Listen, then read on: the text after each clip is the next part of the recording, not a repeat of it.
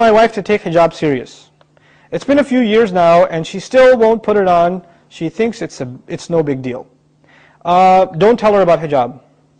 Stop talking to her about hijab altogether. What you do is you talk to her, or actually you don't talk to her, because what happens oftentimes is the people least effective with dawah are members of the family. Like they would much rather listen to a stranger and actually take their advice than listen to someone in their family. It's much harder for me to give dawah to my own cousins, because it's just no man again, he's talking, it's something on YouTube or something, right? Because I'm just a guy from home, no big deal, right? So this is actually a problem for speakers too. They can give dawah to the world, but guess what? They got to get somebody else's tape and somebody else's CD to put in the car when they're driving. I want to hear you, I hear you enough. Right? This happens. This even happened to Abu Hanifa rahimahullah. The whole city of Baghdad is coming to him to ask questions. His mother says, you don't know anything. I'm going somewhere else to find out what the answer is. And where she used to go for the answer, that guy was a student of Abu Hanifa. So he would know the answer. He'd say, I'll do my research and get back to you. He'd come to Abu Hanifa, rahimahullah. He would say, tell her this is the answer, but don't tell her it was from me. And he'll go back.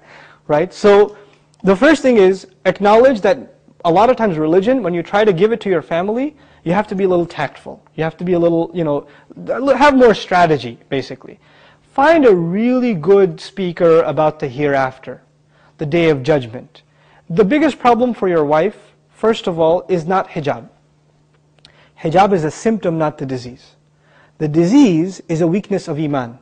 How do you strengthen iman? You strengthen iman with a reminder. What's the most powerful reminder? Qur'an. If you look at the ayat of reminder in the Qur'an, what are they always talking about? The hereafter and the destruction of the people in the past. This is the powerful reminder. People that didn't listen, look at what happened to them, look at what's going to happen to them, right?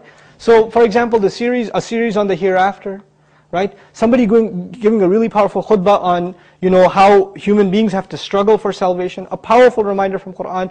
If you make that a culture in the family, where every day, 15-20 minutes, we're going to listen to something from the Qur'an in a powerful way. Right? There's plenty of speakers and resources available nowadays that you can listen to. Like, the Awlaki series on the hereafter is great, I think. And I know people that got off their mortgages after listening to that CD. They got out of riba. It was that powerful. So, take advantage of those kinds of resources and understand that you are not always the best means of da'wah to certain people. Certain people need to hear it from somewhere else. And, we can't make da'wah to everyone. There are some people we have an effect with, some people we're completely useless with. Right? So everybody has their audience. So inshallah ta'ala, that hopefully helps you with the situation of your spouse. And last thing I should say about that, my gut feeling is her problem isn't intellectual. Meaning it's not like she's not convinced it's important. It really is, she doesn't see the seriousness of obeying Allah in every last commandment. That's the real issue. Once that's resolved, hijab is going to come anyway. And among other things, inshallah ta'ala.